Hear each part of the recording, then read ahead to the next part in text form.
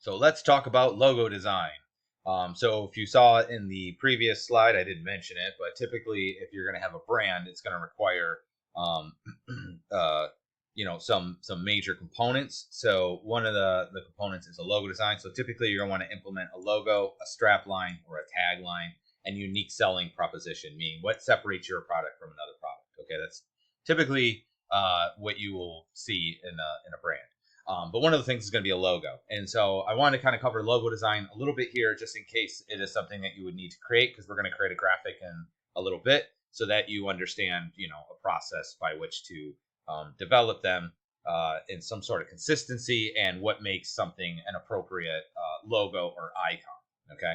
So obviously a logo is a graphic representation of some sort of brand, which could be on a product itself or in marketing materials.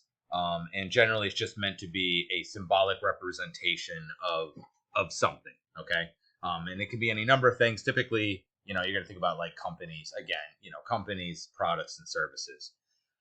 The logo usually will contain some functional symbols, things that are generally representation of something, text, and it can also just be generally abstract.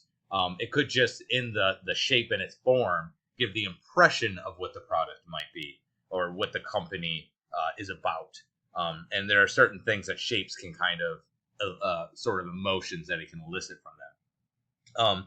What's really important is that they are legible, that you can read them, that they are unique, which is extremely important. You can't create a design that's the same as somebody else, not only for copyright purposes, but also because you want to make sure you're separating yourself from your competition.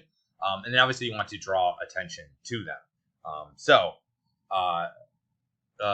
The main thing besides those aspects that I would highly suggest or that you really need to take into account is that when you are creating logos, you want to make sure that you are that you have some sort of consistent process and that you are putting in the effort. So first you're going to want to research, look at what the competition is, see what they've been designing, what's out there, what's popular, what's not popular, because that'll give you an idea. You will expect certain kinds of logo designs depending on the type of company. So, if I was going to make logo for a rock band or something, right, it's probably going to be edgy, maybe calligraphy or handwritten typeface. But if I was doing something for a bank, it's probably more block typeface and probably more abstract and clean. Right, you're going to assume certain things, but a good way to kind of get a feel of that is to go and research and see what other logos look like. Once you know that, you want a concept. This is the main thing I would put a point on, is that you do not just use your first idea. You sketch out an idea and an idea and an idea. You try to create as many ideas as possible.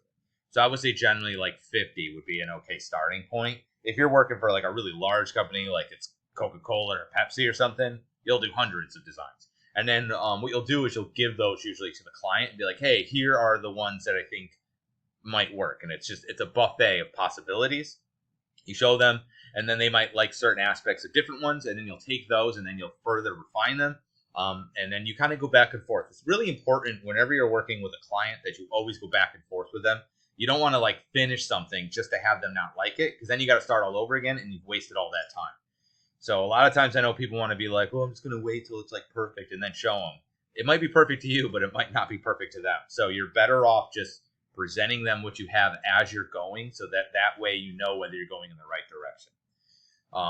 So iteration is key with logo design, and really any kind of design is trying to come up with as many possibilities, because you don't know until you get them down. There's this nice article here that's kind of like a guide about like how to go about creating a logo, and it's kind of what this is, but more steps and more thoroughly thought out, and it's got illustrations and stuff, which is better than my crummy text here. So enjoy.